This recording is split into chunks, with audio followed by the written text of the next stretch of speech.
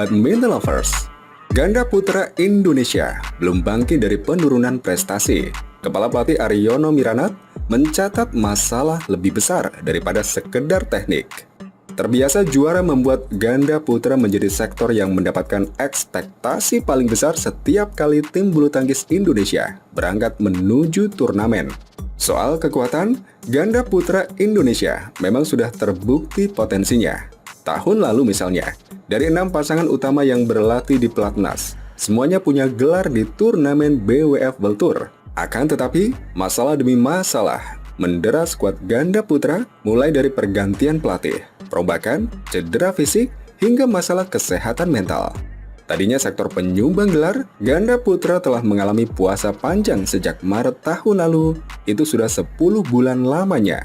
Tak ada trofi yang diraih sejak All Indonesian Final di All England Open 2023 antara Muhammad Ahsan dan Hendra Setiawan dan juga Fajar Alfian Muhammad Rian Ardianto yang akhirnya juara.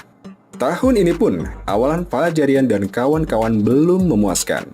Fajarian yang menjadi andalan utama belum dapat melangkah lebih jauh dari perempat final Malaysia Open 2024 dan India Open 2024. Fajarian mantan pasangan nomor 1 dunia belum dapat melewati lawan-lawan tangguh dalam 2 kesempatan.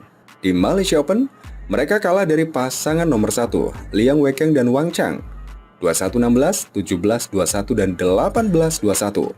Sedangkan di India Open 2024, Fajarian kembali dipaksa menyerah oleh juara dunia, Kang Min Hyuk dan Seo Seong Jae dari Korea Selatan, 14-21 dan 18-21. Dua rival ini juga mengalahkan Fajarian saat mereka menunjukkan sinyal kebangkitan dengan mencapai semifinal BWF World Tour Finals 2023. Selain itu, baik Liang dan Wang, juga Kang Seo, keluar sebagai juara dalam turnamen di mana mereka menang atas Fajarian. Bagi Aryono, dalam keterangannya melalui tim humas dan media PBSI, Fajarian seharusnya bisa melangkah lebih jauh. Hasil ini kurang memuaskan dan masih banyak pekerjaan rumah yang harus dibenahi, terutama mengcover permainan di depan net, supaya tetap bisa bermain menyerang, ujar Aryono. Pola bertahan juga masih belum rapat, unforced error juga harus dikurangi, terutama servis atau pengembalian servis. Pria yang akrab disapa Koh Ar itu menyebut, Fajarian juga perlu membenahi faktor mental. Selanjutnya adalah fighting spirit harus keluar dari diri sendiri, saat tertekan harus cepat bisa kembali melawan atau saat unggul harus tetap fokus, katanya.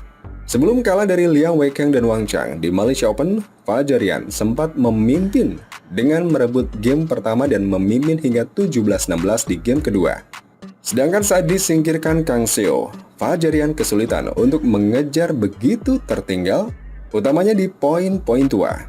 Ironisnya Fajri adalah wakil merah putih paling konsisten karena selalu menembus babak yang dirancang untuk pertemuan para unggulan.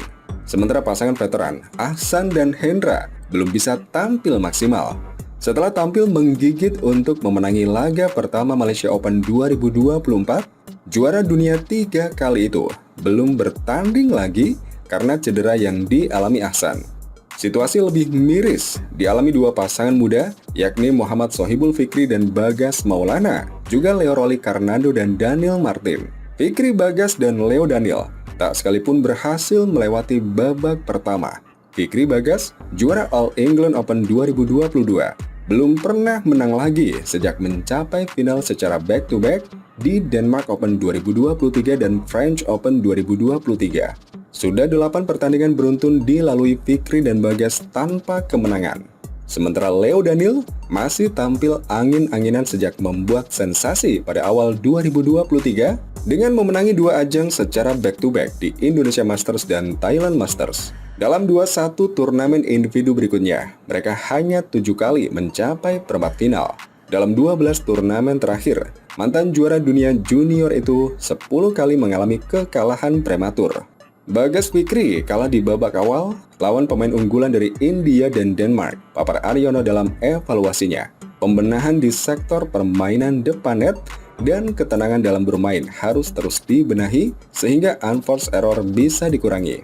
Leo Daniel dalam 2 pertandingan ini juga kalah di babak awal oleh pemain Denmark. Ya, masih banyak juga yang harus dibenahi. rotasi dalam menyerang, dan juga pada saat serangan balik mesti dipertajam. Poin-poin kritis, fokusnya harus lebih kuat. Kebangkitan tentu diharapkan dari pasangan tanah air saat menjadi tuan rumah di Indonesia Masters 2024 yang dihelat mulai besok, 23 Januari.